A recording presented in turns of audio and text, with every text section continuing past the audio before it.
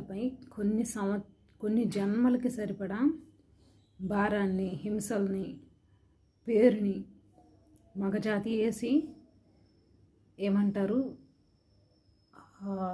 సరిపడా వేసి పెట్టింది.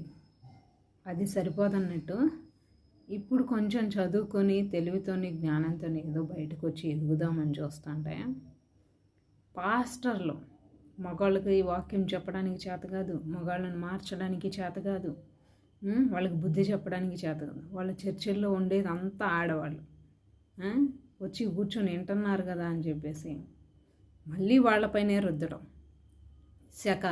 ఎటకారాలు శకాలు. వాడిని వదిలేసి వచ్చింది, వీడిని వదిలేసి వచ్చింది. అదే మాటలో మగాళ్ళకి చెప్పడానికి మీకు చేత కదా? ఆ దేవుడు నోరు ఓన్లీ ఆడవాళ్ళకి చెప్పడానికే మీకు ఇచ్చాడా? మారరా? పాస్టర్లు మారరు. ఇక బయట ఉన్న వాళ్ళని మనుషులని అనాలన్నది కూడా నాకు రావట్లేదు. ఎందుకురా మారరా మీరు? పోయేదాకా, చచ్చేదాకా, బొందలో పెట్టేదాకా, గుంట తీసి గుంటలో పెట్టేదాకా కూడా మారరా?